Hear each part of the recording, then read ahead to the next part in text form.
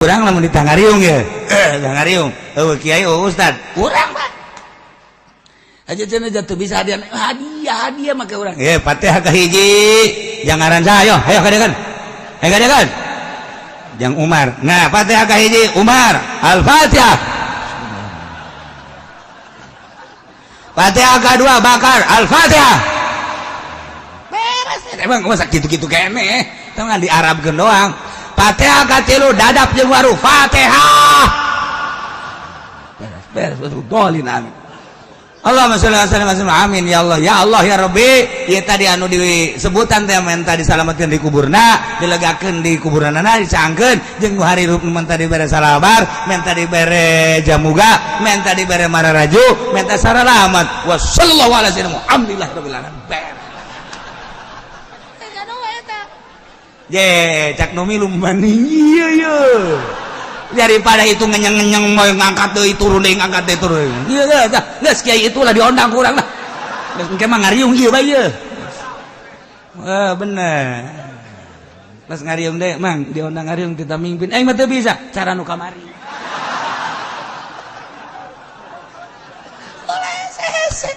tuh urang ku ngaji kan ngeunaheun nek zarah bae menta anter zarah teu bisa babaca ya Allah ya Rabbi zarah teu bisa ilah hadarat teu kudu hadarat sia cicing di dinya hai ahli kubur aing datang ya guys ya Fatihah beres eta ngan ulah gandeng-gandeng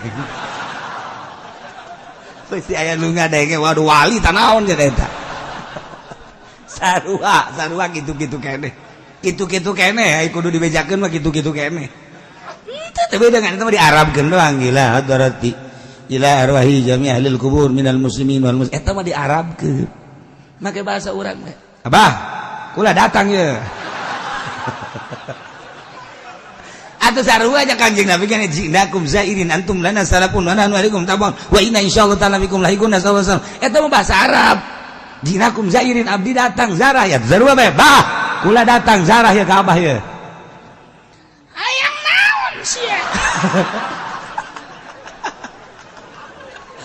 tungtungna jadi dukun gitu tapi bener ya malalagan yang nu bodoh teu kudu hese-hese gitulah kau mau datang ke bangsa ulama ka wali be dijauh keneh wali geus kieu bae Pak wah Junet tuh kanyawan ku aing tuh datang geus kulantaran boga keyakinan si bodoh teh ieu wali mah teu maot geus datang dadah wali nyana boga keyakinan ban wali mah neuleukeun dadah cak babaturan yakin dadah aing mah dadah ka wali mun geus ka deuleu aing mah pokona geus kieu bae pokona sia mah ulah nurutan aing mah geus kaelmuan ku aing nang ngaji di Cilongok aing mah ye datang gana Tuhan Syekh Syarif Hidayatullah abdi datang ke dia zarah ya abdi ngirim Fatihah Al-Fatihah beres ulah hese Masya Allah geus ulah hese datang ka urang neangan muzawir muzawir hayang dibayar mah teu ikhlas teu nyambung sarua bae Allahumma ya qadiyal hajat Allahumma ya waktu keur Kanjeng Nabi Musa neuleuh jelema ngadoa ceknya aing can ngadoa nya geus ngadoa dideuleukeun ku Kanjeng Nabi Musa aya aki-aki keur kieu bae didengekeun we ku Kanjeng Nabi Musa aki-aki ceurik hebat amat cek ieu ngadoa aing ge teu bisa ceurik aki-aki ceurik dengekeun ya Allah ya Rabbi bangga Kanjeng Nabi Musa boga umat bisa ngadoa bari ceurik hebat lain lalagani hebat jasa Gusti lamun abdi ngadoa ka Gusti seakan-akan abdi marentah ka Gusti Gusti abdi mah moal mentah ka Gusti sebab ngabudakeun ka Gusti Gusti mah mauni segala rupa kejadian teh Gusti kejadian-kejadian naon BG Jati Gusti geus atuh teu kudu ngadoana naon menta kukumaha aja KBG menang Gusti ieu mah ngan sakadar abdi mah unjukan abdi deukeut jasa jeung Gusti abdi cinta jasa ka Gusti. Oh Gusti sayangku, aku cinta padamu Gusti, sebagaimana aku cinta padamu engkau pun cinta kepadaku. Tidak ada cinta di hatiku kecuali engkau ya Rabb, ya Rabb, ya Rabb, ya Rabb. Akan ku peluk dirimu, akan ku kecup dirimu. Jadi cakang jeung jadi kieu ieu budak kadoa. Kayak wah teu beres itu beres. Aju kieu ye. Engkau kepeluk ya Rabb, ya Allah. Engkau ku belai ya Rabb, ya Allah.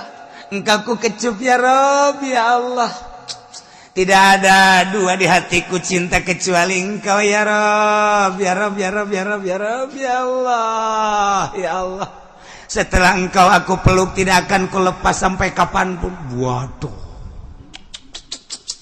Selalu engkau ada di pelukanku ya Rabb, ya Rabb, ya Rabb, ya Rabb. Datangan ku Kangjeng Musa. Hai. Sakumaha kabebene sia. Saya ngadu kos gitu mata mah kabebene. Aku cinta padamu, ku belai rambutmu. Waduh. Masya Allah. Senang aku bersanding denganmu. Satu hari kita bertemu, rindu rasanya. Waduh. Eta mah kos gitu mata mah kabogos. Carekan ku Kangjeng Nabi Musa. Kangjeng Nabi Musa ana dicarekan ku Musa. Ulah sok sacurakan carekana.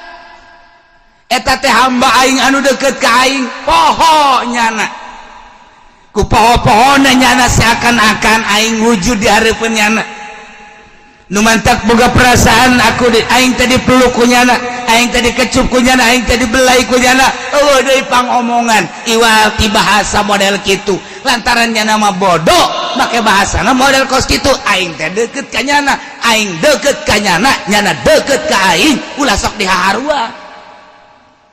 Eta Gusti bahasana. Iya tuh jelema bodoh mah kaja. Emang nu bodoh mah kos itu. Nu penting mah nyana ngaku ka aing, nyana ibadah ka aing, ku kabodohan nyana geus rela ngorbankeun sagala-galana. Lu bodoh mah nu bodoh diampura bae ku aing. Tuh nu mantak urang untung jadi jelema bodoh.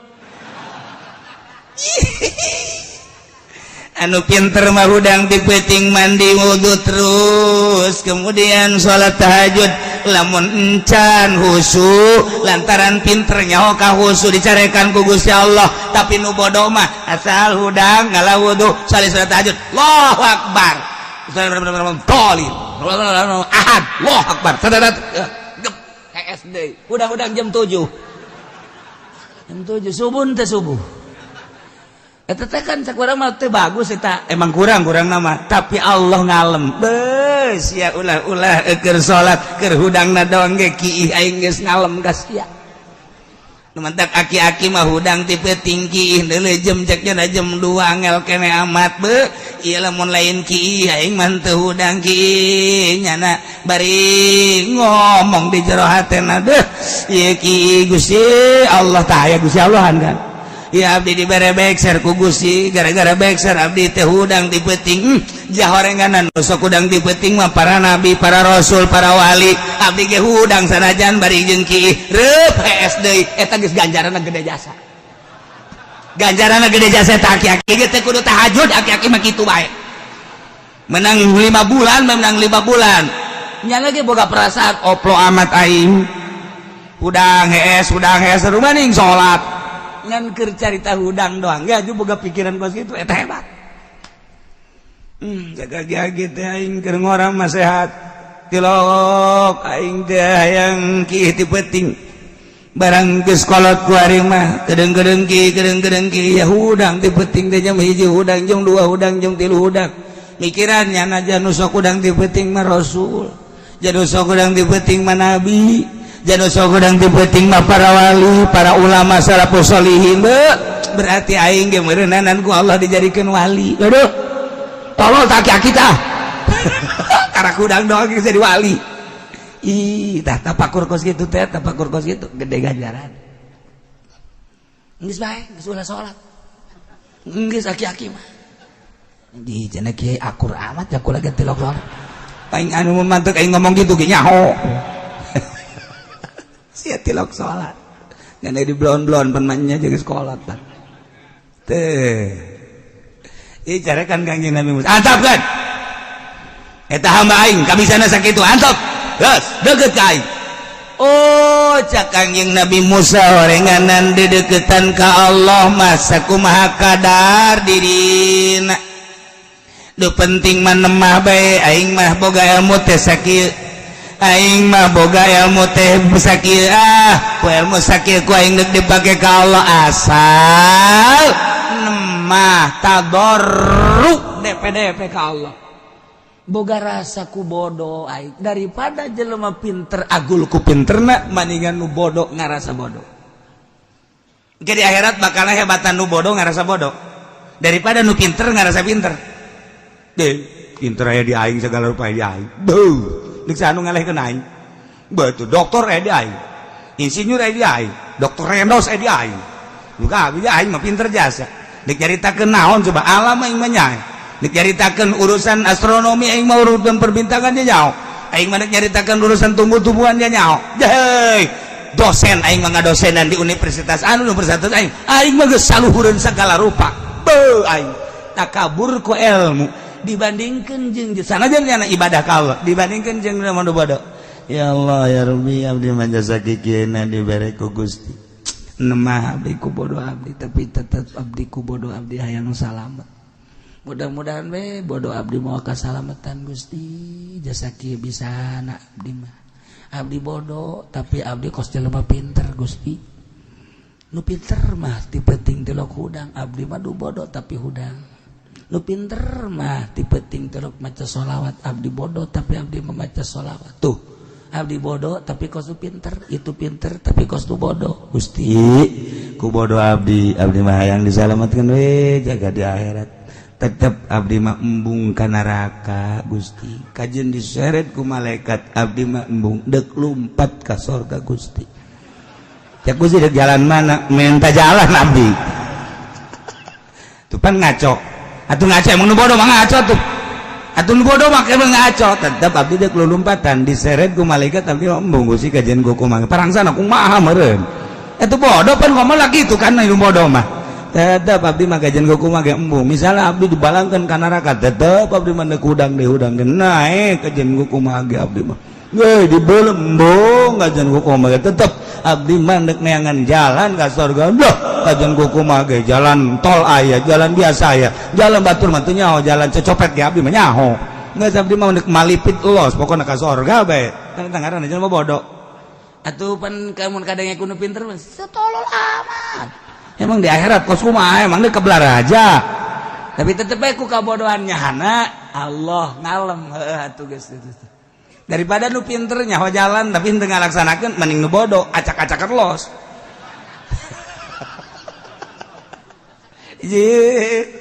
oh gitu deh ditimbang Gusti ulah ditimbang abdi mah atuh jaka rasa amal abdi mah teu bararagus teu karasa abdi mah begitu ditimbang kabeh salat babul pangeran geus teu kudu ditimbang abdi mah je salat abdi jore puasa abdi jore zakat abdi jore segala rupangan abdi mah muga neraka sakitu doang geus sakitu abdi mah kajian ku kumaha ge embung bae kokojotan abdi kajian ku kumaha ge sida kokojotan kumaha henteu kokojotan kajian ku kumaha ge tempat di sorga jang sia mah sisina bae Gusti di sisi cak jana mah meureun bapak kolotnya anak kunanta ngomong gitu bodoh makan ngomong kos gitu tak nu bodoh ngomong gitu Allah ngalem daripada nu pinter teu ngalaksanakeun mending nu bodoh ji atuh nu mantak nu bodoh mah ngeunaheun jasa jadi nu bodoh mah indah jasa di surga teh jang tempat-tempat nu bodoh Masya Allah mantep jasa di surga mah nu barodo loba jasa bakalna yeay anu teu wau jeung pamarentah kan bodoh ngaranna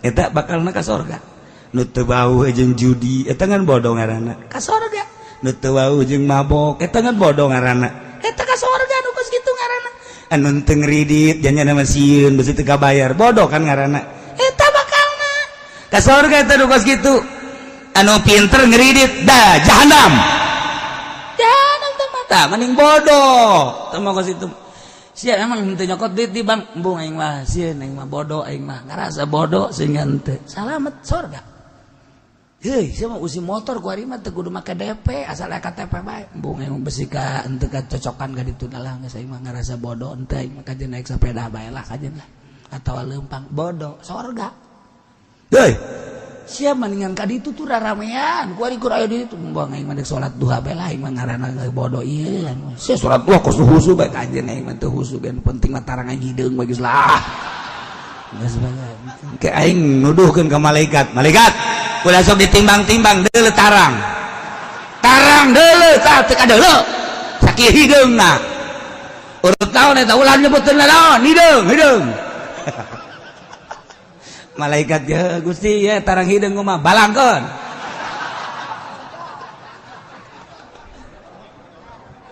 maksudna bodoh ieu mah keur carita nu bodoh tapi nyana ngalaksanakeun surga di emang umat dongengkan tadi nu ngadoa ka Gusti umat Kangjeng Nabi Musa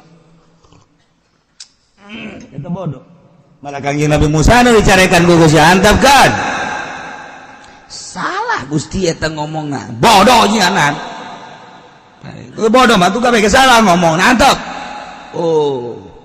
saomong-omongna jelema sesuai jeung kapasitasna aing nyaho ja pamere aing bah nu penting mah DP na jeung nemahna ka aing eta nu ku aing dideuleu jadi nu bodoh teh daek salat tak ku salat teh bae nu bodoh mah geus bahara adapun ge di ka neraka geus sakedeung lah tak aing mah cenah kos kitu dadang sebel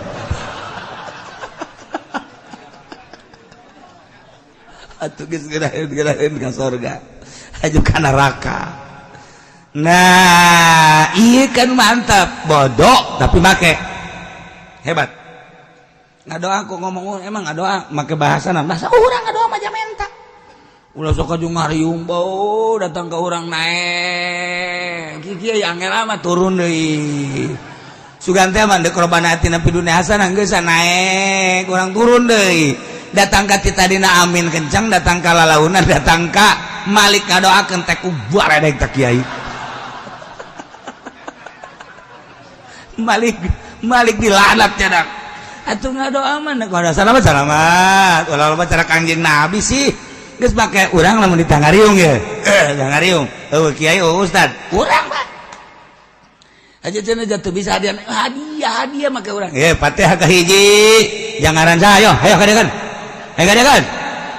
Jang Umar nah Fatihah ka hiji Umar Al-Fatihah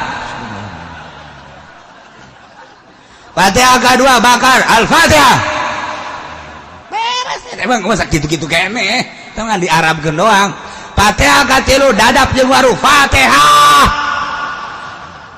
beres golin amin Allahumma sholli ala sayyidina amin ya Allah ya Rabbi ieu tadi anu disebutan teh menta disalametkeun di kuburna dilegakeun di kuburanana dicangkeun jeung hari rup menta dibere salabar menta dibere jamuga menta dibere mararaju menta saralamat wa sallallahu ala sayyidina Muhammadillah rabbil alamin ye cak nu milum mani ieu daripada itu ngenyeng-ngenyeng mau ngangkat deui turun deui ngangkat deui turun ieu geus kiai itulah diondang kurang lah geus engke mah ngariung ieu bae ieu bener geus ngariung deui mang diondang ngariung kita mimpin aing mah teu bisa cara nu kamari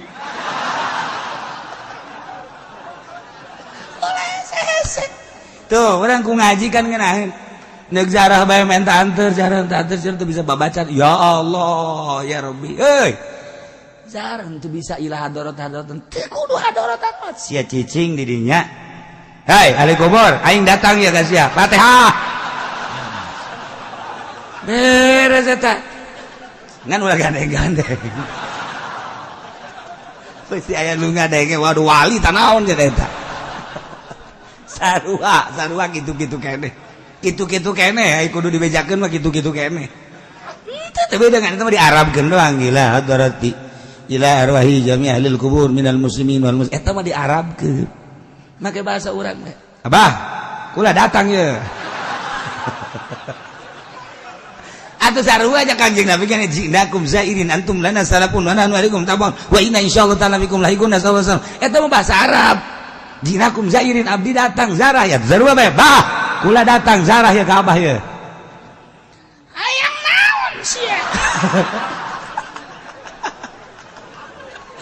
tungtungna jadi dukun gitu tapi bener ya malah ganjang nu bodoh teu kudu hese gitulah kau mau datang ke bangsa ulama ke wali be di jauh kene wali geus kieu bae Pak wah Junet tuh kanyawan ku aing tuh datang geus ku lantaran boga keyakinan si bodoh teh ieu wali mah teu maot geus datang ge dadah wali nyana boga keyakinan ban wali mah neuleukeun dadah cak babaturan yakin dadah aing mah dadah ka wali mun geus ka deuleu aing mah pokona geus kieu bae pokoknya siapa mau ngulah nurutan aing mah geus kailmuan ku aing nang ngaji di Cilongok aing mah ye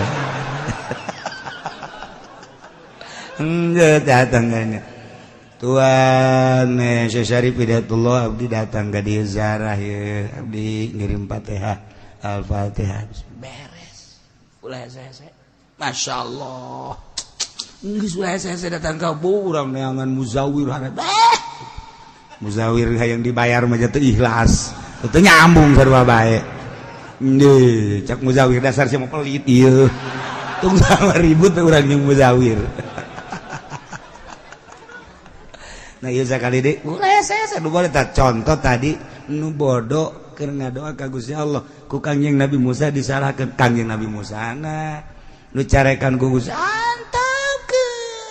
bodoh ngan nyana hayang ka aing sakitu bisana aing pangeran leuwih nyaho ku kabodohan anak geus jamburak ku aing cek Kangjeng Nabi Musa pan abdi titah ngalempeng-lempeng lain waktu kos kitu dakwah ngaji lempengkeun engke nyana menyerap ari haju nanya keur kieu haju disalahkeun mah nyana ge hatung ke moal daek ngadoa deui cek ku pangeran ye ulang ke mun keur ngaji bejaan dakwah ari keur praktek antepkeun heulana oh kitu atuh dibere metode Kangjeng Nabi Musa munazarah antara Kangjeng Nabi jeung para kufar Quraisy adu dalil, adu argumentasi, kekuatan ilmu. Ternyata kufar Quraisy teu menge ngalawan Kangjeng Nabi Muhammad sallallahu alaihi wasallam. Di awal dicuk-curuk ku Kangjeng Nabi, disusul ku Kangjeng Nabi, tetep jawabanana teu etis. Susul deui ku Kangjeng Nabi, jawabanana teu otentik. Susul deui ku Kangjeng Nabi, tetep nyana geus teu bisa kukumah. Bahkan ditangtangan ku Kangjeng Nabi, tetep nyana teu bisa ojah. Di akhir nurunkeun Al-Qur'an supaya diaku wahyu Allah abeh nyana di akhirat teu bisa ngadalil di hareupeun Gusti Allah Subhanahu wa ta'ala. Abeh teu bisa ngomong lantaran diturun Al-Quran besinya ngomong di hareupeun Allah. Taurat mah lain bahasa kami, lain bahasa Arab. Injil lain bahasa kami, lain bahasa Arab. Diturunkan Al-Quran, anzalnahu Qur'anan Arabiyya. Ayo dekumaha geus teu bisa kukumaha. Haju kumaha eta kufar Quraisy iman tetep tidak iman. Masya Allah. Amprok yang Kangjeng Nabi, nyaho keistimewaan Kangjeng Nabi, nyaho keamanahan Kangjeng Nabi, nyaho kepercayaan Kangjeng Nabi teh, nyaho Kangjeng Nabi teh diutus ku Gusti Allah, nyaho diberi wahyu ku Gusti Allah. bergaul sapopoe tapi dasar teu iman mah teu iman bae mahal hidayah urang mah wauh teu ka Kangjeng Nabi nyaon teu ka Kangjeng Nabi hanya lingkungan anu ngadidik urang jeung ngadenge ti kiai-kiai anu ceramah ngaji pengajian jorojoy urang mah iman kabelah dia beki kuat iyalah murahna Gusti Allah Subhanahu wa taala nu barang jeung Kangjeng Nabi mah leuh ngadenge kana wahyu teh iman tapi urang mah 1400 tahun tetap iman ka Kangjeng Nabi iyalah anugerah ti Gusti Allah Subhanahu wa taala nu mantak atulah kuari mah urang hirup di negara anu kos kieu meujeuhna bae ja baheula mah baheula boom sakitu ambalayahna babarengan jeung Kangjeng Nabi jeung sahabat dan lain tetep bae teu iman urang mah kuari paling di sisi imah aya nu ngadokotok wajar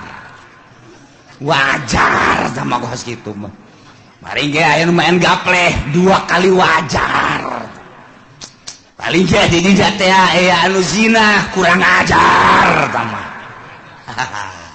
ieu tetep urang hayang rapi urang hayang salamet anak pamajikan urang hayang salamet tatangga urang hayang salamet babaturan urang hayang salamet ngementek teureun wali-wali Allah mah ngadua lain jang sorangan Gusti salametkeun pamajikan salametkeun anak incu salametkeun Gusti dulur-dulur salametkeun tatangga-tatangga Gusti eta mah nyana keur judi jagala mabok sagala naon tama ku nafsuda Gusti bere nyana hidayah Gusti salametkeun tang ngadoa teh ngadoa lain jang sorangan urang pan lain kitu Gusti abdi salametkeun adapun eta mah babaturan jongklokkeun haba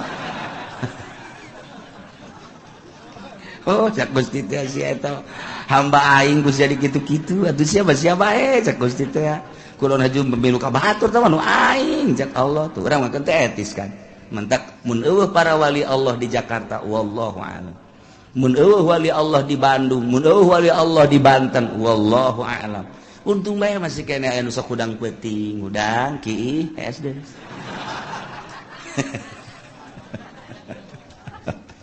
aduh cak aki-aki teh mah aing maksud aing ka siap eta bagus eta kos kitu eta neraka eta kos kitu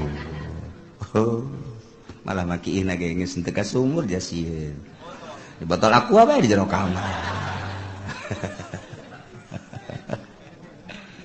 Masya Allah kan teh iman ieu teh kafir-kafir teh buang kawarahna luar biasa kunaon eta ku ego gengsi nya kudu iman mah teu daek gengsi mah terus bahaya ya gengsi mah terus bahaya harga diri kan ka ditu lah woh asa urang kudu ngaji ka budak eta cilaka masa aing mah pan kolot kudu ngangekeun budak kamari ieu atuh aing mah nyaho kihna ge teu lempeng atuh uyahna ge pan ngadaru lah heulana aing leg-leg ku sia uyah bila perlu dagangkeun ku sia uyah eta ego ngaranna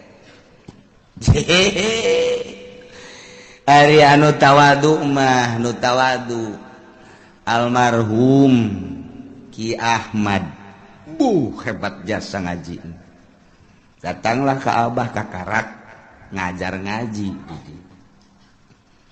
wa ngadenge kamane dimiati sok mingguan ya wa dek nanya masalah lamun ua nu menang sia ngaji ka ua lamun ua nu eleh ua ngaji ka sia eta kiai kitu ngaran jadi bebeneran tah nah hanya masalah hiji 2 3 oh datang ka saminggu us beres ua eleh damyati aya ua eleh geus ua deuk ngaji ka damyati ngan ua mah balagna hayang hikam entak eta balagnyana tah baheula di mingguan teh ya hikam di Haji Ahmad tah eta lah kos kitu baheula mah kolot teh kula ge nyaho lamun tas gaji kulang budak ieu neuleukeun bae kieu bae dongeng perang jeung Bung Karno dan lain sebagainya tah eta ngaranna tawadu nu kos kitu bae eleh-eleh bae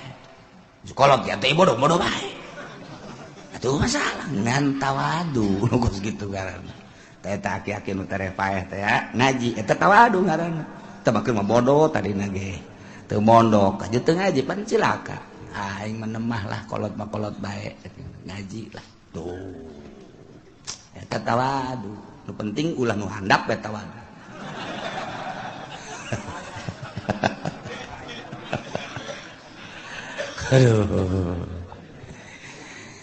aduh jalan ye ku partea lantaran adu kekuatan argumentasi jeung Kangjeng Nabi terus akhirnya nyana berharap ceknya nate aing mah kajen kumaha ge jam moal kudu iman ka sia Muhammad sebab sia mah budak kamari gagah aya di aing beunghar aya di aing pinter aya di aing nya ge sia kasih hebat tapi kan budak tur yatim teu hayang aing mah kajen modar aing mah moal kudu iman ka sia masyaallah kan pohara atau aing mah daripada iman ka sia aing mah mendingan kakenaan ku siksa lah endek aya seuneu-seuneu tamah tinu maha kawasa cenah gempa-gempa cenah banjir-banjir pokona aing mah mendingan kena kos kitu daripada iman ka sia weh si pohara-pohara teh atawa sebagian dari ayat-ayat Allah nu ngajadikeun kana ciri kiamat daekan eta ieu daripada iman ka sia pohara kupar Quraisy mungkin da iman ka Kangjeng Nabi hayang kudu iman ka sia budak kamari tah eta teh loba ku hari nu ka dieu terus nyurup ka jawara-jawara nyurup kasurupan Abu Jahal kasurupan Abu Jahal loba kudu ngaji ka nyana heulan sapiranya nyaho kiihna aing kaki iki dibahas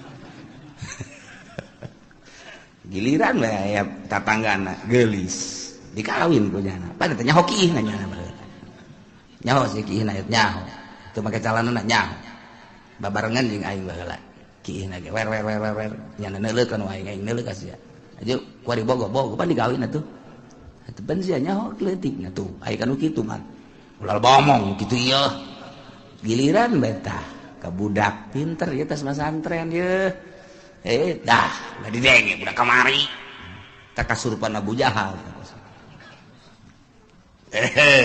dak ieu turun ayat hal yanzuruna illa an tatiyahumul أو يأتي ربك أو يأتي بعض آيات ربك هل ينظرون tengah dago anu ngabohongkeun ka anjeun Muhammad ngabohongkeun ka wahyu ka Al-Qur'an padahal geus dijelaskeun pan kamari teh bahwa inna za Qur'an teh lain lalawara tetapi manehanana teu daek iman ngabohongkeun ka Al-Qur'an teu pati njana ngadagoan kecuali hayang didatangan ku malaikat supaya nyabut rohna daekan keneh paeh aing mah daripada iman ka Al-Qur'an hiji ayatia ba'du ayati rabbuk ay amru yakni siksa atau aing madaekan keneh ngadagoan siksa Allah atau siksa pangeran lah daripada iman ka Muhammad iman ka Al-Qur'an tayangnya atau ayatia ba'du ayati rabbik datang sebahagian tanda-tanda pangeran anjeun nunuduhkeun kana kiamat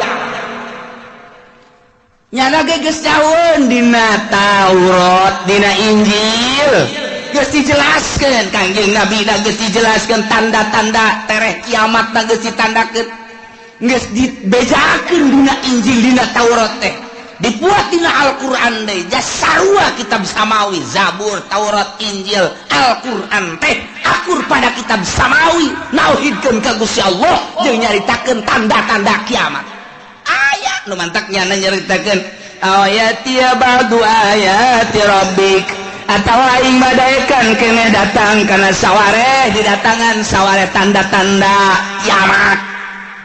Tadi gara aing mah daripada aing iman ka Al-Qur'an mah. Oh. Aing kitu naon tanda kiamat? Iyalah. Yauma yati ba'du ayati rabbika la yanfa'u nafsan imanuha lam takun amanat min qabl. Padahal mah di mana-mana datang tanda kiamat. Sebahagian ayat-ayat pangeran anu nuduhkeun kana yen kiamat bakal terjadi. Di akhir zaman bakal aya 10 tanda kiamat. Hiji dajjal, 2 dabah, 3 khasapun bil masyriq, gempa di wetan. Khasapun bil maghrib, gempa di kulon. Khasapun bi jaziratin, di jaziratil Arab. Ini jelas pak gempa di berbagai benua Asia, benua Eropa, benua Afrika, benua itu Amerika, gempa di mana-mana bakal terjadi. Eta tanda geus tereh deukeut ka kiamat. Ditambah deui jeung dukon aya haseup unggal nagara engke bakalna. Ngan haseup tersebut kan puang gede-gede nama engke di Timur Tengah. Bakal aya haseup kadeuleu ku kabehan geus teu bisa ditahan tanah haseup. Unggal nagara ge aya haseup, ngan haseup ku eta mah pohara dukon eta mah. Datang ke poe sadunia poe ku haseup eta. Ieu tanda geus tereh datang ka kiamat. Tambah deui nomor ka-7 tulu'us samsi min magribiha. Muncul panon poe ti kulon. Tambah deui Ya'juj wa Ma'juj ke-8. Ke-9 turun Kangjeng Nabi Isa alaihis. Nomor ka-10 bakal aya narun takhruju min adan tasukun nas ilal mahsyar. Sono ieu mah bakal nanti adan. Wah, luar biasa. Kuari mah kakarak ge seuneu fon doang. Fon teh naon kira hartina? Tuh, siapanya hobay kan? Ya osok neuleu meureun. Fon. Ieu dibawa ti negara ka negara terus aya nu nasional, aya nu internasional, diiring ku kabehan. Wah, dipuji-puji. Eta teh buatan Yahudi jeung Nasrani. Ngalambangkeun bahwa seuneu teh sesembahanna baheulana. Nu kuari diagung-agung dunia nyaho kabeh. Engke mah bakal aya seuneu sadunya kadeuleu ku abehan, lain diiring-iring. Bahkan ieu mah bakalna seuneu teh ngiringkeun jelema ka mana bae ditutur-tutur geus geus dibalikeun ku Gusti Allah. Masya Allah kan. Nah, iya. Bakal terjadilah seperti eta geus dijelaskeun. Dumandak Imam Tabrani nyaritakeun di sanadihi Nabi Zargol, gola Nabi sallallahu alaihi wasallam. Kangjeng Nabi nyarita dina hiji poe atadruna aila tazhabu hadhihi syamsu. Mane nyaho ka mana ieu panon poe leumpang? Iza gorobat di mana surup ka mana coba hayo? Qalu cak sahabat-sahabat Allahu wa rasuluhu alam. Gusti Allah sareng Rasul anu maha uning. Cek Kangjeng Nabi inna tadhabu illa mustaqar. Nyana leumpang ka tempat cicingna tahtal arsy dahareupun aras. Panon poe ta unggal poe asal surup aya di handapeun aras. Tidinya manehanana fatakhru ngajungkel sujud ka Gusti Allah. Unggal poe ta panon poe teh kos kitu bae ta. Unggal poe takhru sajidah fala tazalu kadzalik. Lamun ku Allah dican dititair tapi urang parje balik deui dina hiji. Eta manehna sujud bae bersyukur ka Gusti Allah. Cak Allah kudang panon balik deui ka wetan. Sakumaha biasa. Unggal poe asal datang ka handapeun aras sujud cak Allah hudang. Aya geura balik deui. Kitu beta. Masya Allah teu eureun-eureun. datang ke kuari masih keneh gitu baik bakal terjadilah engke eta panon poe teh ku Gusti Allah lain titah kana tempat biasana fa idza aradallahu ayutli'aha min magribiha abisaha ketika Allah nitah ka panon poe titah muncul di kulon diantepkeun heula panon poe teh henteu titah hudang ku Gusti Allah teh diantep bae datang ka kebel panon poe kok teu titah tanggah-tanggah ai kok teu dititah hudang ai cek Gusti Allah kok diantep kieu datang ka nanya panon poe teh ka Gusti Allah ya Rabbi heh pangeran abdi inna masiri ba'id lalakon abdi teh jauh ieu kok diantep kieu kumaha cek Gusti Allah itla'i min haitsu gorobat kuari mah maneh muncul di tempat nu maneh surup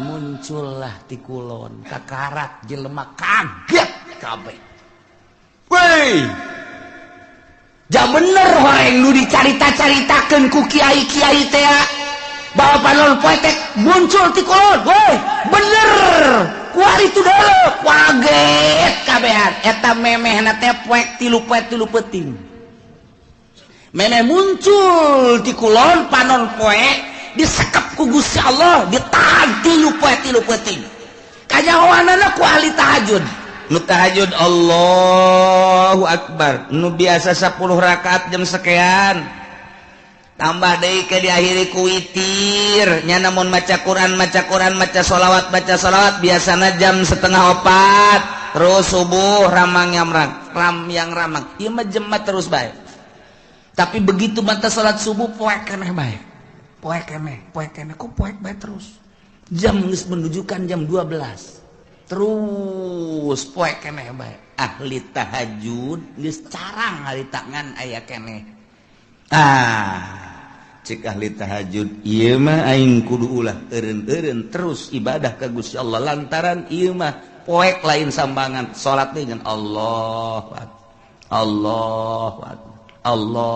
Akbar geus dua peuting yakin ieu muncul panon poe di kulon Allahu Akbar terus bae nama salat Allahu Akbar teu bisa ditanya ku sieun-sieunna bener bae ka tilu poe kakarak teret di kulon nya ngadoa fakbidni ya Allah abdi mah paehan bae Gusti ret dipaehan ahli Allah mah kabeh geus tah mah disimpen ku Gusti Allah na ieu salah sahiji tanda kiamat adalah muncul panon poe di kulon Allah karim anu sebenarnya mah lamun diruntuikeun mah mimiti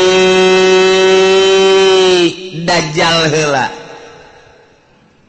kuari diunggal negara ribut moal eureun-eureun Irak terus-terusan Yaman bakal Iran kitu keneh jadi ancaman Yahudi kemudian atuh kitu Suriah geus teu eureun-eureun Turki kitu keneh diurang ge kuari bintik-bintik geus aya lain lalagaan lantaran ieu henteu berkesinambungan rakyat jeung pejabat sebab geus nyahoan bahwa negara urang dikendalikeun ku Amerika rakyat anu paham mah ieu teh naonan kieu yeunlah berbagai organisasi baik organisasi Islam maupun organisasi non-Muslim dan lain sebagainya untuk membenahi negara tapi tetap bae negara teh lain embungeun dikendalikeun ku Yahudi pan bintik-bintik peperangan kajian kumaha ge jelema anu geus mantep dina Islamna dianggap teroris diperangan bakal kajian kumaha ge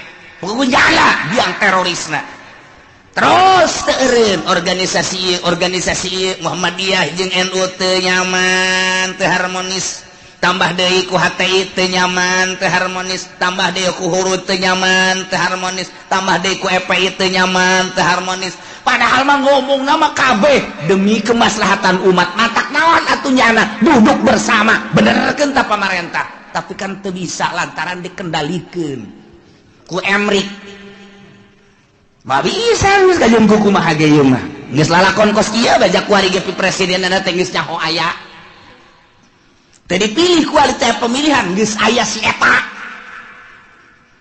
kok bisa kos itu bae pengendalian mah nah engke kan mulai riwuh-riwuh organisasi jeung organisasi tos mulai ayeuna ka parlemen terus iya ribut lah pasti baik ribut engke nyabelah rakyat jeung pemerintah sebab pemerintah dikendalikan ku Yahudi tidak berdiri sendiri rakyat embung dikendalikan ku Yahudi atau ku Amerika timbullah engke bakalna tentara bagi dua polisi bagi dua ribut pasti di negara Irak model kos kitu Iran model kos kitu Suriah model kos kitu nu kuari eukeur bae Mesir Suriah seperti gitulah.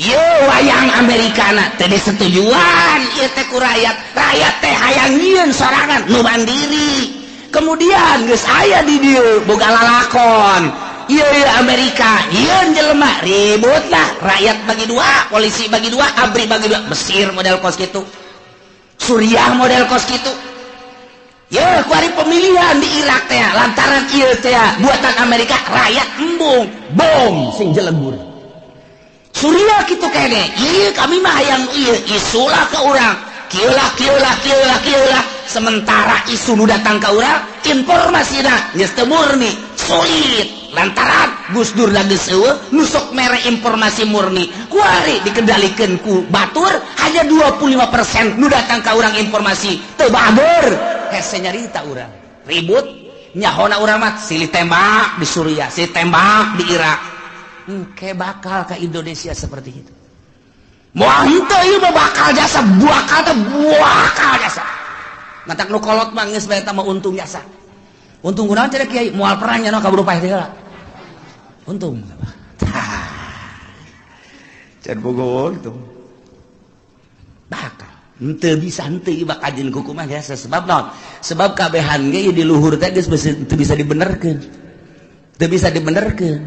baheula teh nyieun negara demokrasi di negara urang masalah geus padahal mah kiai nu nyieunna kan 90% muslim eta mangan 1% teh eta mah Kristen di urang teh bilung ekor hasil perjuangan anak masalah geus demokrasi tetapi untuk keputusan hukum dijieun lah mui atuh ku ari muin age pandeg di rantai kumaha eta teh jang naon jang supaya hukum-hukum Islam teh ngeunaheun disteril ku mui geus ditosran lah ku mui urang damai hirup teh ketika aya hukum-hukum Islam geus aya perwakilan urang melalui bahsul masail angsongkeun ka mui jadilah engke keputusan mui kan ngeunah ku ari muina dikendalikeun ku si itu kumaha mantap geus pi perangan teh lain di Suriah lain di Mesir lain di Irak lain di Iran lain di Yaman lain di Turki lain di kitu berbagai negara-negara Islam nu keur diobok-obok di Indonesia kitu keneh atuh engke lamun geus kabeh mah atuh kabeh ka Eropa ka Amerika ka Australia perang bakal teh moal turun dajjal lamun teu peperangan moal cirina haram sekitarna di lebaran Madinah di lebaran eta teh nyana nyaho atawa henteu ka peruntukanana nu jelas engke bakal jadi untuk penampungan manusia di berbagai negara ribut lah geus kacau di unggal negara Irak teu eureun-eureun Iran teu eureun-eureun Suriah Mesir kabeh woi Al-Azhar tinggal Al-Azhar na Indonesia dan lain sebagainya hayang nyalametkeun diri kamarkah kaditu didesak pemerintah Arab engke supaya membuka lebar-lebar bagi urban di berbagai negara sebab geus kacau lah luar biasa hese geus teu bisa diledakeun abri bagi dua polisi bagi dua berbagai kekuatan bagi dua aduh hantem rakyat nu milu jeung ieu nu milu jeung ieu ribut hayang salamet agama ka Mekah mah diamankeun jeung Madinah sementara kadari itu kajeun ngampar ge di dinya kajeun teuing ngampar di dinya terus mantap ku dilegaan kurang mah barang dilegaan ingetlah sejarah hadis Kanjeng Nabi tereh berarti tah ke dajjal lah turun wah kaunggal negaranya nama hiber dajjal mah jelema hayang emas cokot batu asal siap percaya aing pangeran. Di mana negara daerah nu eueuh cai aing datang ka dieu tepak doang nya timbul wah cai culcer asal sia mangeranan ka aing pangeran ayo. Jelema iman geus ipis sementara kiai-kiai anu balalager nu balener geus ka Mekah di dieu geus eueuh nu ngelola di unggar nagara kabeh tinggal sumuhun dauh jeung sumuhun dauh boro-boro engke ku dajal kakarak ku dukun kebul bae ku ari geus sumuhun dauh ku kebul ku dukun bae geus sumuhun engke mah komo ku dajal jelema dipaehan hirupan deui pangeran kos kitulah dajal dahsyat jasan nu mantak urang dibere doana ku Gusti Allah minta salamet tina al-masihid dajjal. Selantaran wah jelema gelo kabeh iman ka dajjal teh pangeran. Jelema hubu dunia hayang dunia naon bae dicekel jadi dunia. Nu hayang emas jadi emas, hayang duit jadi duit, hayang motor jadi motor. Ku hari mah ngridit-ngridit engke mah hayang naon sia? Mio. Puh, mio datang. Sia naon hayang naon? Hayang Avanza. Berem, Avanza ngajogrog. Sia hayang naon? Ieu mah cenah hayang hartop aya tuh di ditu tuh aya. Los cokot ku sia tuh hartop. Teu leumpang akina rusak. Atuh geus bacem. Hayo sih hayang awe watu jelema ngagayok eta lah nomor kahiji dajjal. Nomor kedua setelah dajjal nuzul Isa. Turun Kangjeng Nabi Isa. Turun Kangjeng Nabi Isa ngan aya anu nyaritakeun memeh dajjal ieu adalah Imam Mahdi heula. Geus teu kuat kabeh ngadoa Gusti minta diturunkeun Imam Mahdi. Aya jelema kasep kemudian salat teureun-eureun Allahu Akbar pas di makom Ibrahim. Allahu Akbar. Eueuh nu wani ngaganggu urang Arabna urang mamana ge ku harismana ku kasepna gagahna Allahu Akbar teureun-eureun salat bae. Sapoe dua poe tilu poe mulai suara-suara aya nu kasep salat bae di dinya. Wah mulai wah diperhatikeun wah ieu tanda-tanda ieu bener dajjal. Kakarak. Begitu mana salam dicekel ditanya manis lu teu daek ngajawab. Sangaran teu daek ngajawab. Kabeh nyebutkeun enta dajjal enta Mahdi. Teu daek kakarak make subuh. Wallah enta Mahdi. Kakarak. Wah ditangkeu perjuangkan. Mahdi ilah Mahdi nu bakal jadi kesatria eta bakal non istimewa mah berjuang melalui Imam Mahdi mantap kuari geus loba tuh di Cikupa aya Mahdi hiji tapi tukang main gapleh teh mah di Bojong Mahdi hiji teman niruan sendal bae deui si Mahdi macam-macam Mahdi. Terus dajjal eleh ku dajjal maka segeralah nuzulu Isa turun Kangjeng Nabi Isa alaihis salam dibantulah Kangjeng Nabi Isa kusaha ku ashabul kahfi nu ayeuna di Yordania nu kamari kuring sadayana zarah ka ditu gila ashabul kahfi wah buuk ngarundai ka handap lantaran besar bara 1000 tahun lah tuh di zaman Raja Dikianus datang ka ayeuna kuku para ranjangnya halis muna panjang nuantak besi aya di mana bae lubukna panjang wah iya ashabul kahfi kajian kuku mah si hade ulah di baturan si hade juri ge mah ieu turun di Gunung Karang masalah ini wah gararaga muksal bina tamlikho zunwanus martunus saribunus palyastatiunus ngirta ieu tentara-tentara Allah anu bakal bareng jeung Kangjeng Nabi Isa alaihis dajjal diudang ku Kangjeng Nabi Isa. Umpat ka mana? Diudang terus. Eleh lah ku Kangjeng Nabi Isa. Kangjeng Nabi Isa dakwah dirinya. Masya Allah istimewa jasa. Terus Kangjeng Nabi Isa dakwah. Saha nu nyaritakeun bahwa kula pangeran batil. Bohong, goblok cak Kangjeng Nabi Isa. Kula mah sakadar utusan Allah. Mata kurang lamun nyaritakeun kos kitu teh jelas kurang ku ari pangeranan. Mantak pada tahun 300 sekian musyawarah konsili disebutna mun baheula konsili mun di urang mah muktamar para penggede.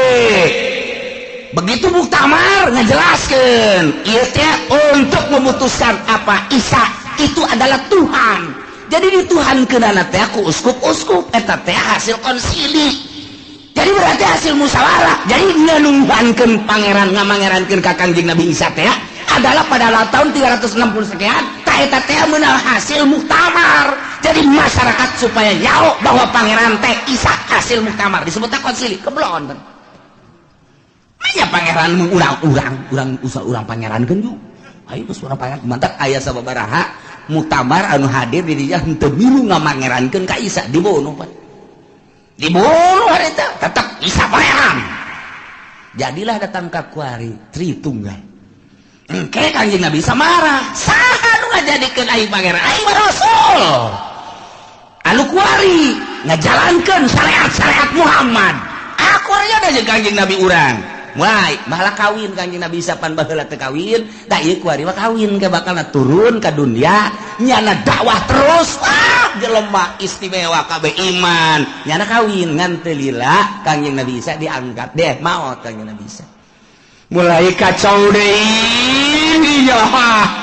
Ngan nu baragus geus mulai ku Gusti Allah langsung aya angin seger asal ngambe angin eta pae asal ngabang itu maut nu ibadah ke Allah marah maut ya Allah ya Rabbi tinggal Cameron bakukul geus luar biasa bakukul deui belah tidinya turunlah Ya'juj wa Ma'juj.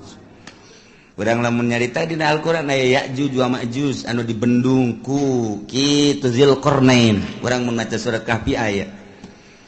Ke dihareup bakal dongeng Ya'juj wa Ma'juj nu Kangjeng Nabi waktu Kangjeng Nabi tas Isra ningali bendungan imam kitu raja tersebut ieu geus sagede kieu tah. Sedangkan ieu de kaluar geus sagede kieu cak Kangjeng Nabi. Engke bakal gede di akhir zaman bakal kalaluar di badak kalaluar Ya'juj wa Ma'juj terus bae ngadaharan naon aya bae manusia di dahar hewan di dahar suagua rupa di dahar wah Ya'juj wa Ma'juj mah ieu mah tangkal kayu sok pala di daharan bae ieu datang anu pohara sun mantak baheula ku Zulkarnain di bendung ge raja sadunya raja Zulkarnain dipuat di Al-Qur'anul Karim ngan eta bendungan Raja Zulkarnain teh ya nu kuari di laut manana ieu ditelusuri ke berbagai ilmuwan dunia seluruh benua Asia, Afrika, Amerika, Eropa, Australia. Ieu urang teangan coba bendungan Zulkarnain teh di mana ieu sebab Ashabul Kahfi kanyahoan Kangjeng Nabi Syuaib kanyahoan dan lain-lain sebagainya kanyahoan urut Kangjeng Nabi Elut kamari laut mati aya kanyahoan kabeh aya ieu teh di dunia nu aya dina sejarah nu di Quran teh aya kabeh kemudian piramid aya Firaun aya dan lain sebagainya aya ieu bendungan Zulkarnain ieulah anu encan kapanggih datang ka perdetik ieu nah tapi geus mulai kuari kanyahoan geus mulai berbarengan jeung kanyahoanana kapal Kangjeng Nabi Nuh teh kuari teh aya keneh kapalna aya keneh kapalna geus sindek urang kada itu hayu di mana cenah Kiai lah sia mah diajak ka Banten ge hararese komo ka ditu atuh di Gunung Arat teh di Turki tah eta teh di luhur gunung aya setiap jelema nu kadinya teu kuat paeh jalan luhur melalui udara tetep bae teu kuat didinya geus digambar saat orang didinya aya peninggalan kapal Kangjeng Nabi Nuh alaihi salam judi nah geus kapanggih eta tinggal ieu bendungan Zulkarnain nu diditunan di bendung ieu Ya'juj wa Ma'juj di mana ieu bahkan ilmuwan arkeolog Amerika pernah asup ka hiji daerah nya ge kaget kok hewanna kos karari ceulikna lain irungna lain bahasana lain tak eta teh nyada kaget di dinya aya hewan seperti kieu yeuh teu kajawan nyalaga di mana tapi ketika jana perem ngadengelah suara azan Allahu akbar Allahu akbar trek aya di daerahna deui berarti eta dibukakeun hijab mata asup Islam eta jelema eta asup Islam. Loba jasa di Amerika anu menemukan, di Inggris, di Belanda kemudian asup Islam. Loba, ieu mah keur carita hayang mengetahui tentang bendungan Dzulkarnain. Geus kapanggih aya sababaraha menemukan buah ieu cuman buah doang. Ketika aya seseorang anu menemukan hewan seperti itu, apa ieu Ya'juj wa Ma'juj teh, maka manehanna ngadenge suara azan, kemudian bentak geus lain di dinya deui. Tah eta teh negara-negara kos kitu teh loba urang ge. Kuari ge urang nu ka Banten aya nu aju ka dulu istana kerajaan. Eta berarti diajak ka negara itu. Kamari aya di nu liwat ka dinya bae, oh, aya kerajaan di daerah dia, di ketos bae kerajaan ketos. Raja jurig newo-newo meureun tah. Jawab. Ieu da ieu urang kan kuari. Ieu teh kuari urang teh aya 3 dimensi urang cicing di dieu. Urang dimensi zahir kuari. Zahir kadeuleu ieu. Lamun urang dibukakeun hijab trek dimensi alam jin. Alam jin. Lamun waliullah dimensi alam hakikat, bakal kanyawan hakikat. Jadi ieu teh sababaraha dimensi. Urang mah lantaran urang mah sapira urang, atuh nu kadeuleu ieu deui. Kapanggih ieu deui. Mun mingguan ka dieu jeung tukang uduk deui. Eta dimensi urang mah. Da ieu ke baca bakalna Ya'juj wa Ma'juj. Nah, idinya kakarak summa khurujud dabbah. Jadi eta bakal Ya'juj wa Ma'juj engke ku Gusti Allah dihujanan blek hujan. Banjir pararaeh lah Ya'juj wa Ma'juj. Tinggal manusia-manusia anu nyilib araraeh loba keneh di dunia teh.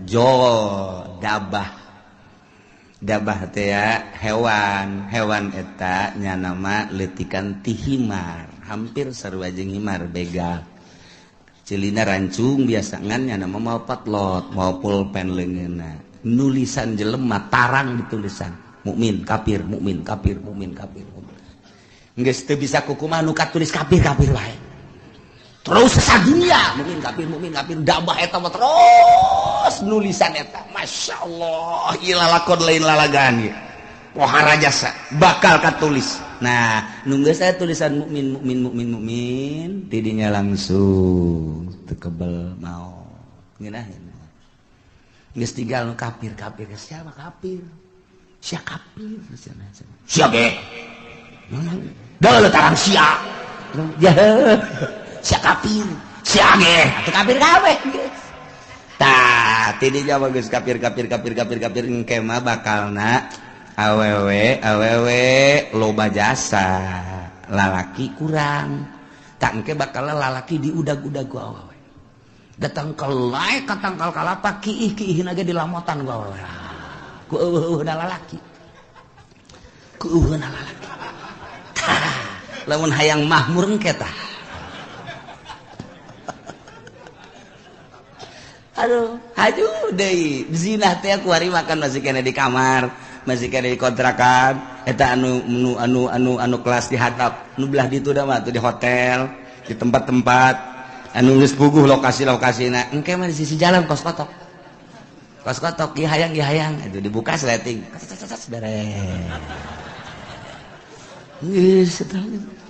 Geus hayang ces beres. Percis kos kotok bae geus ces beres. Ngan digabungkeun ku Gusti Allah. Gabung geus moal aya nu anakan moal aya nu anakan geus we dibere gabung bae. Lantaran dikiamatkeun kan moal aya budak leutik.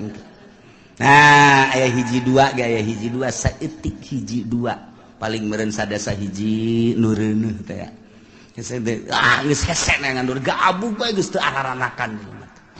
Ngomongna jelema ku geus lemah-lemahna iman ketika aya nu zina ieu jelema jana zina di dinya ngan ngomong kieu atuh hayang boleh di dinya belah ditu ke ngan ngomong kitu doang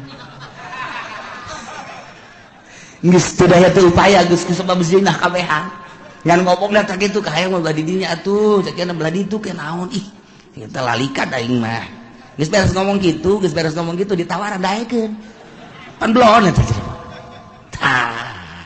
iyalah bakal terjadi seperti itu. Masya Allah kakarak summa tulu usyamsi min magribiha kakarak muncul panon poe di kulon Jadi muncul panon poe di kulon setelah Mahdi, setelah Dajjal, setelah Dabah, setelah Yajuj wa Majuj kakarak muncul panon poe. Nu mantak cek Kangjeng Nabi, la taqumus saah moal waka terjadi kiamat hatta tatlu asyamsu min magribiha, sehingga muncullah panon poe di kulon.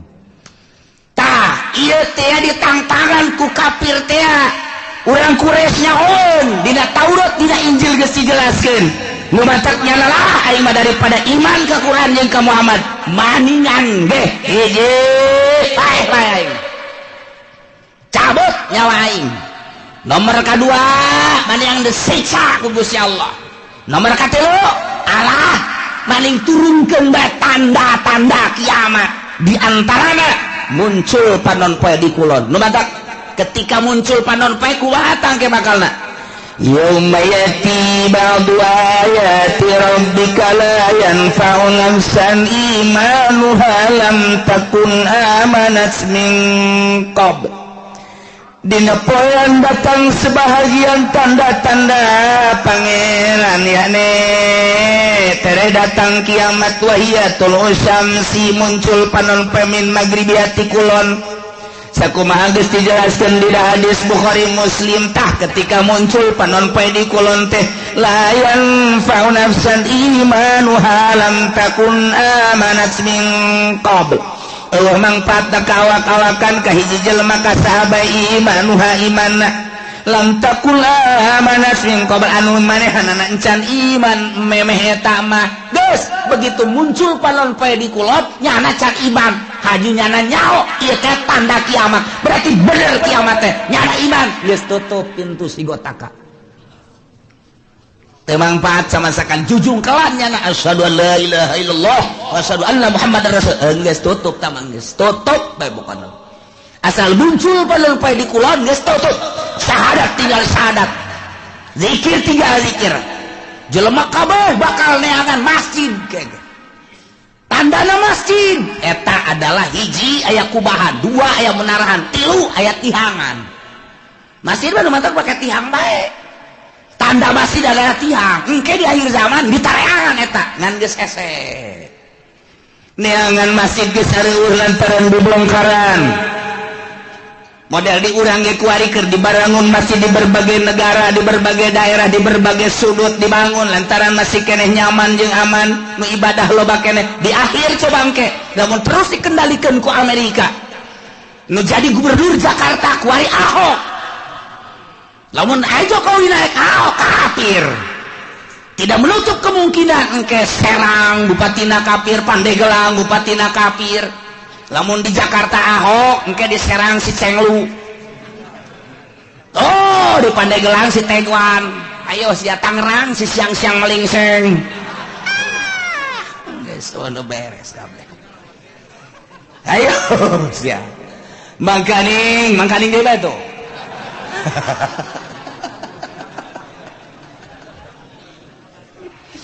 Lipo keur dibangun, BSD dan lain sebagainya bang didinya lah, aya pusat-pusat kegiatan-kegiatan kafir. Nu geus kanyahoan bae kapan dinasa baheula teh didinya teh aya senjata nu sakitu lobana deuk nanaon eta teh si Haryati Haryati teh saha? Hah? Sakar ngaranna boga nasa? Anu ditangkep teh pan sia nyaho, pan babaturan sia. Hartati. Tepat loba senjata didinya ente mah teu nyaho. Mantak dirahasiakeun ku pemerintah. Bongkar. Waduh, aya naon ieu? Sementara di Jakarta kuari gedung kedubes 12 tingkat Amerika. Jang naon eta lamun lain boga cita-cita nu teu hade. Hei, emang kumaha gitu. Ieu teh dekristenisasi anu lain lalagaan. Sementara pemerintahan urang wae. Kiai nu aya di ditu huahe 4 kali. Nek kumaha deui atuh? Lain teh diperjuangkeun jak geus kiayana.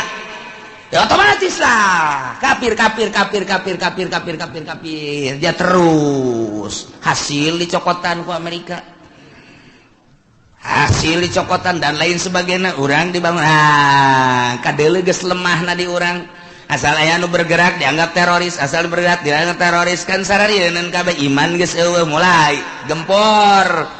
Sudah tidak ada masjid-masjidan, masjid paling hiji dua kan meureun anu dipertahankeun. Ayo sia tanah dibelian ku nyana nyeun gereja sadaek-daek. Ada kumaha deui ayo. Ya pemimpin urang ge nu handal nu kuat. Ayo deuk kumaha kabeh sumuhun dawuh ke Amerika. Nah, mulailah gedung-gedung dibangun, gereja dibangun, masjid-masjid urang dibangun, engke dibongkar. Nah, ieu mah keur carita singkatna bae, lila kene eta mah urusan kos kitu mah, sebab eta mah melalui masa-masa wah, peperangan dan lain sebagainya, bakal perang. Nek kumaha henteu? Bakal jasa. Nah, nu mantak kolot urang baheula engke mah bakal perang deui sia, ngan urang mah baheula kolot urang nyaritakeun ejeung kulon. Sakar kulon. Sakal kurang baduy jeung baduy padahal mah baduy teh horeng eta siloka baduy teh cak kolot baheula eta teh nu bakal diperangan jeung urang nyana nyahoeun ka jalan-jalan horeng Amerika eta baduy ngaranna siloka kolot eta mah ya atuh perang jeung baduy mah lah sabira baduy atuh horenganan cak kolot baheula tong ke mah baduy terus kalau nggak lembur niluan jalan orang dongeng munjing kolot kos gitu engke bakal orang diperangan waduh baduy usahawan orang Amerika ku ari teh geus boga satelitnya na urang leumpang ka mana we ngising ka mana we geus kanyahoan satelit Amerika teh geus kieu bae na haye sia jepeni deuk ka mana lompat sia haye ditembak sia ku aing ngan cak Amerika moal ditembak paeh ti heula ge satelit geus kieu bae hayo coba urang gambaran letikna boga urang internet deh hayang nyaho daerah anu trek pencet asal nyaho bae urang blokna pencet jaheueuh pencet jaheueuh pencet jaheueuh salah mencet waduh sempak sial sial salah mencet aya kiai nu salah mencet lain sial alhamdulillah kitab anyar cenah ieu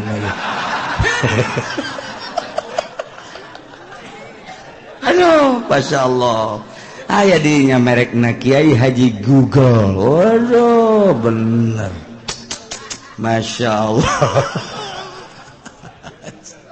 di akhir jawan geus rek kumaha coba ya lalakonna nah engke begitu muncul panon poe ti kulon kakara kabeh maca syahadat neangan masjid geus eueuh lantaran ciri masjid teh aya kubahan aya menarahan jeung aya tihangan kuari masjid geus teu make tihang geus mulai kan kuari ge masjid teu make tihang masjid mah make tihang minimal 4 kuari geus teu make tihang geus teu make wah cenah geus eta bahkan aula nu kos itu mah abe fungsina babari cenah main badminton bisa didinya main bola bisa, didinya main takraw bisa, kemudian main gitu tenis meja bisa, dan lain sebagainya bisa. Tak jadi berarti fungsinya geus lain multifungsi deui mah 10 fungsi.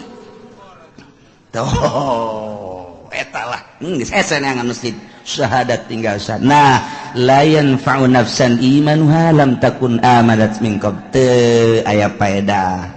Jujungkelan kafir-kafir kabeh para maca syahadat percaya ieu teh kiamat lantaran panonpet timbul ti kulon tetep teu aya mangpaat aw nafsan lam takun kasabat fi imaniha atawa awak-awakan anu tatadina manehanana teu pernah ibadah teu aya mangpaatna nyana iman nama ka Gusti Allah cuma teu pernah salat teu pernah puasa harita mulai tobat ka Gusti Allah la tanfa'uha taubatuha teu mangpaat tobatna geus bae doraka bae sanajan nyana tobat tutup pintu sigotaka tobat-tobatan hari itu nisat Masya Allah kul bejakeun Muhammad intaziru tungguan gitu ahada hadhil asya nu tadi dicaritakeun tanda-tanda deukeut ka kiamat timimiti dajjal mahdi dajjal ya'juj kanjeng Nabi Isa kabeh datang ka muncul panonpet tungguan bejakeun tungguan engke bakal cak Gusti Allah ku aing diayakeun di akhir zaman bejakeun tungguan aya yang kos kitu mah teu iman ka anjeun teu iman ka Al-Qur'an tungguan kege bakal imam muntadirun tuan bakal kapanggih kege Masya Allah diawali engke kuloba perjudian permabokan jeung perzinahan engke mah hese neangan parawan nu asli teh hese kabeh mun geus kaun deuk dikawin teh nyana bebeja geus pernah zina